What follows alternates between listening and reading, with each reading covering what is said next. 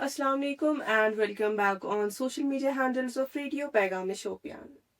دوستو آج ہمارے ساتھ ایک ایسی پرسنالٹی جڑی ہوئی ہے جن کی عمر کافی چھوٹی ہے، لیکن ان کے ایوارڈز کی بات کریں چاہے وہ نیشنل ہو چاہے وہ اسٹیٹ لیول ہو، اور انہوں نے اتنی چھوٹی سی عمر میں کافی کچھ اچیو کر لیا ہے.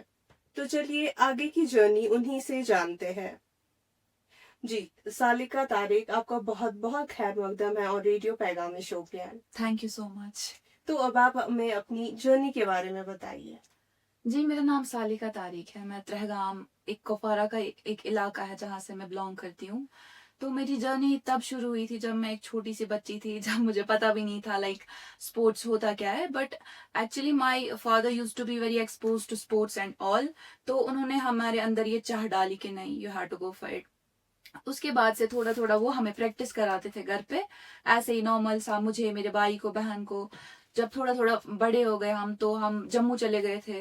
پھر میں نے وہاں پہ بھی پریکٹس کی ایم اے اسٹیڈیم میں. پھر میں واپس آئی تو یہاں پہ مجھے کوچ ملے مسٹر اعجاز سر. وہ ولگام کے تھے، کراٹے کے کوچ تھے. تو آئی جوائنڈ کراٹے.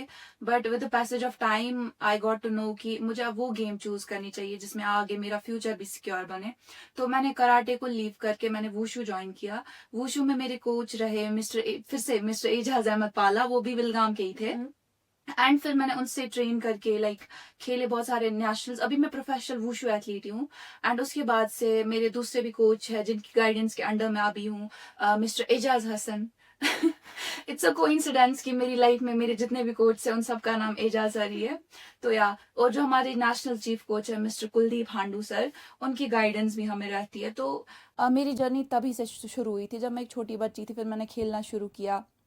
پہلے فائٹس میں نہیں جاتی تھی، بٹ پھر جب ففتھ میں آئی، پہلے سیکنڈ فرسٹ ایسے ہی کھیلتی تھی. پھر جب ففتھ میں آئی تو فائٹس میں جانا شروع کر دیا. پہلی فائٹ کھیلی، وہاں پہ ناک آؤٹ کر دیا کلو فورس میں. اس کے بعد سے میرا پہلا میڈل جیتا. اس کے بعد سے کنٹینیو کیا اور چاہ بڑھ گئی اس چیز کی. پھر اور زیادہ آگے بڑھتی گئی، کھیلتی رہی اور آگے سے میڈلز جیتتی رہی. تو وہیں سے میری جرنی شروع ہوئی تھی. ماشاء اللہ. تو آپ اتنی چھوٹی ہے ابھی بھی، لیکن آپ ہمیں بتائیے کہ یہ جو کانفیڈینس ہے نا آپ میں، کیا یہ بچپن سے ہی تھا؟ کہہ سکتی ہوں کائنڈ آف بچپن سے. ایسا نہیں ہوتا ہے کہ میرا اتنا جتنا ابھی میرا کانفیڈینس اگر 100% ہے تو بچپن سے 100 ہی تھا. No, it was never 100. But with the passage of time جب آپ ایکسپوجر آپ کو ملتا ہے باہر باہر. جب میں نے اسٹیٹ کھیلا، میں بہت سارے لوگوں سے انٹریکٹ ہوئی.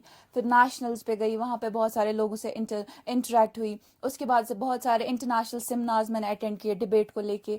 وہاں پہ بھی بہت سارا ایکسپوجر مجھے ملا.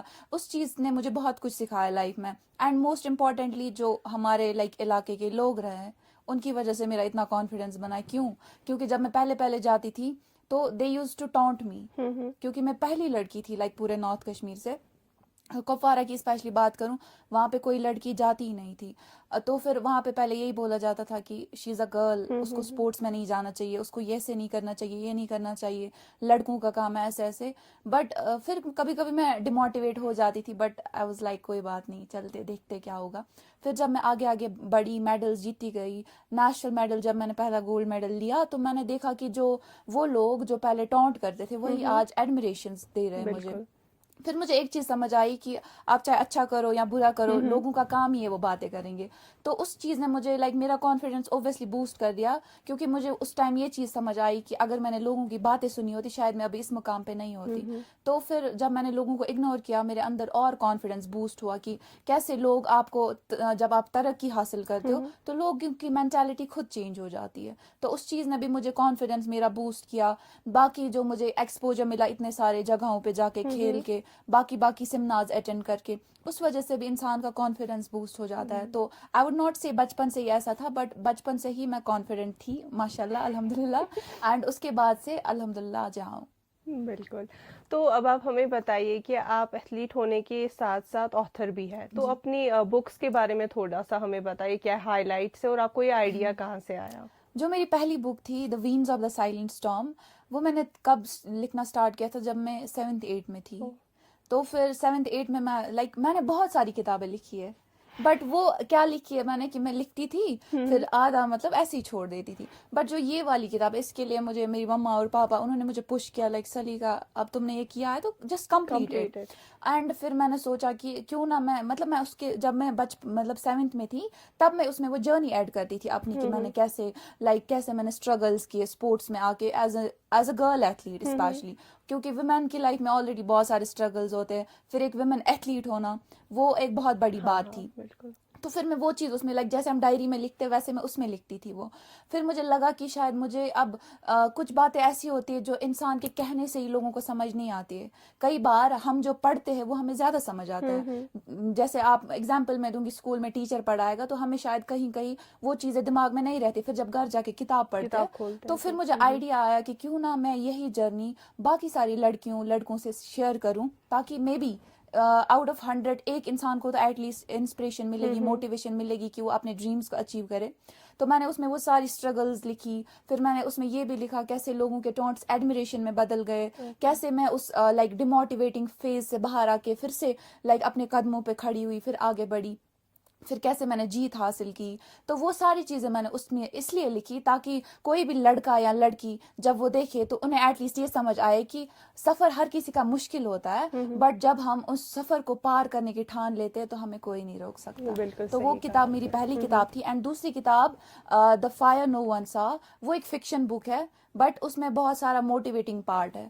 موسٹلی وہ فکشن ہے, لائک وہ کوئی ریئل اسٹوری پہ بیسڈ نہیں ہے بٹ وہ فکشنل ہے. اس میں بہت سارا موٹیویٹنگ پارٹ بھی ہے جو انسان کے اندر لائک بوسٹ کرتا ہے انسان کو کہ نہیں لائک مطلب ایک حساب سے وہ ایسا ہے کہ آپ جب اس کو پڑھو گے میں آپ کو ایشورٹی دے سکتی ہوں اس چیز کی کہ جب آپ وہ کتاب پڑھ سکتے ہو تو جب وہ آپ کمپلیٹ کرو گے لاسٹ پیج پہ پہنچو گے تو آپ کو تب اس سے اتنی موٹیویشن ملے گی کہ مے بی وہ آپ کو پہلے کبھی نہ ملی ہو. اس حساب سے میں نے وہ لکھی ہے. اینڈ تیسری دیٹس انڈر پبلیکیشن, وہ ابھی میں نے پبلش نہیں کی ہے. Beautiful beautiful. اب آپ ہمیں بتائیے کہ آپ نے young women achievers award 4 times I guess یہ کیا ہے, تو آپ کے قریب سب سے کون سا ایسا ایوارڈ ہے جو آپ کے دل کے قریب ہے؟ دل کے قریب اوکے. تو women achievers award youngest women achievers award میں نے 4 ٹائم لیا ہے. بیسٹ فیمیل ایتھلیٹ ایوارڈ میں نے 2-3 بار لیا ہے. بٹ جو میرا سب سے مطلب قریبی ایوارڈ ہے میرے ابھی تک, تو وہ میرا وہ ایوارڈ تھا جو میں نے سب سے پہلے لیا تھا. اٹس بیک ان 2022 جب میں نے پہلے کھیلنا شروع کیا تھا. تو وہ ایوارڈ جب میں نے پہلی بار ریسیو کیا تھا, کیونکہ اکثر انسان کو مطلب وہی چیزیں زیادہ میموریبل رہتی ہے جس میں آپ کی زیادہ اسٹرگلز اور سیکریفائسز ہو. وہ میرا وہ فیز تھا جب مطلب کبھی کبھی میں اتنا ڈیموٹیویٹ ہو جاتی تھی کہ میں سوچتی تھی کہ اب مجھے کھیلنا ہی نہیں چاہیے, I am not meant for this. تو اس کے باوجود بھی میں نے کھیلا, میں نے جیتا, پھر میں نے وہ ایوارڈ حاصل کیا. تو وہ ابھی تک کا میرا سب سے قریبی ایوارڈ رہا ہے. اوکے. تو لاسٹ میں جو یہاں کی ینگ گرلز ہے, جو یہاں کی یوتھ ہے, ان کے لیے آپ کا کیا میسج رہے گا؟ یوتھ کے لیے میرا یہی میسج رہے گا, especially for the women out there. ان کے لیے میرا یہی میسج رہے گا, اگر آپ کچھ حاصل کرنا چاہتے ہو just don't care about the world. کیونکہ اکثر لڑکیاں کیا کہتی ہے, سوسائٹی یہ بولتی ہے, ہم ڈیموٹیویٹ ہو جاتے ہیں. I would just say just don't care about the world, they don't matter to you. اگر آپ اچھا کرو گے پھر بھی وہ باتیں کریں گے, آپ برا کرو گے پھر بھی وہ باتیں کریں گے, because after all we are women, we all are women. So ہمیں یہ سب سننا ہی ہے. تو it's better to ignore the world, اور آپ فوکس کریں جو آپ کو لائف میں اچیو کرنا ہے, ہیدر بیٹ اسپورٹس بیٹ اکیڈمکس کچھ بھی ہو وہ اچیو کرنا. آپ اس کے لیے جاؤ, دنیا آپ کے سامنے کچھ بھی نہیں ہے. اینڈ دوسری بات جو میری مین میسج رہے گی, آج کل آپ جیسے دیکھو گے یوتھ ڈرگس میں ملوث ہو رہا ہے. اس کے لیے میں یہی کہوں گی کہ جب ایک انسان ڈرگس میں ملوث ہوتا ہے وہ خود سے نہیں ہوتا ہے, اس کے پیچھے وہ پریشر ہوتا ہے, وہ ٹینشن ہوتی ہے, وہ اینزائٹی, اینڈ پھر اس کو لگتا ہے کہ شاید drugs are the only solution for all this. ان کے لیے میں یہی کہوں گی ڈرگس ہی سلیوشن نہیں ہوتا ہے. اینڈ یہ چیز پیرنٹس کو سمجھنی چاہیے, ان کو اپنے بچوں کو ایموشنل سپورٹ دینا چاہیے, جس وجہ سے ان کے بچوں کو جب ایموشنل سپورٹ ملتا ہے تب وہ اتنا ٹینس فیل نہیں کریں گے. تو پیرنٹس کو میں یہ میسج دوں گی پہلے کہ آپ اپنے بچوں کو جتنا چاہے اتنا ان کو ایموشنلی سپورٹ دو, تاکہ وہ اس سب کی طرف جائے ہی نہ. اینڈ دوسری بچوں کو میں یہ میسج دوں گی کہ اگر آپ چاہتے ہو خود کو اس چیز سے باہر لانا, یا آپ کو کبھی کبھی ویسا آتا ہے کہ نہیں مجھے ڈرگس کی اور جانا چاہیے, just go for sports. Because sports مطلب مارشل آرٹس ہی نہیں ہے, اسپورٹس میں بہت ساری لائک لڑکوں کو زیادہ کرکٹ پسند ہوتا ہے, فٹ بال یا کوئی بھی گیم لے لو آپ, اس میں آپ جاؤ, اس سے آپ مینٹلی بھی فٹ رہو گے, فزیکلی بھی فٹ رہو گے. اینڈ دوسری یہ چیز آپ بہت ساری نیگیٹیوٹی سے دور رہو گے. اینڈ موسٹ امپورٹنٹلی جب آپ جتنا آپ آگے آگے جاتے ہو باہر جاتے ہو اتنا آپ الگ الگ لوگوں سے انٹریکٹ کرتے ہو, الگ الگ لوگوں سے الگ الگ مینٹیلٹی آپ کو سمجھ آتی ہے, بہت کچھ سیکھنے کو ملتا ہے, بہت کچھ سکھانے کو بھی ملتا ہے. تو میری یہی میسج رہے گی ان کی کہ ڈرگس سے باہر بھی کوئی دنیا ہے. آپ اسپورٹس جوائن کرو, کوئی بھی گیم کھیلو تاکہ آپ کا مائنڈ ڈائیورٹ رہے اسی چیز کی اور آپ فزیکلی اور مینٹلی بہت فٹ رہو, کیونکہ ایک انسان کو اس کے علاوہ کیا ہی چاہیے. اینڈ لڑکیوں کے لیے میں اگین یہی بولوں گی, just go for your dreams. آپ کا پاتھ بالکل اسٹریٹ ہے اور لوگ صرف اس کے کانٹے ہیں. تو اب اسٹریٹ پاتھ اگر ہوگا تو کامیابی کا مزہ نہیں آتا. تو ان اوبسٹیکلس کو پار کر کے, وہ اوبسٹیکلس وہی لوگ ہیں جو آپ کو ٹانٹ کرتے ہیں, just go for it, achieve it, and پھر آپ دیکھو دنیا خود آپ کے پیچھے آئے گی. تھینک یو سو مچ. آپ نے اتنی ینگ ایج میں آپ نے کافی کچھ اچیو کیا ہے, and wishing you all the best for your future journey. آپ دیکھتے رہیے اور بنے رہیے اور ریڈیو پیغام شوپیان 89.6 FM ہمارے دلوں کی دھڑکن.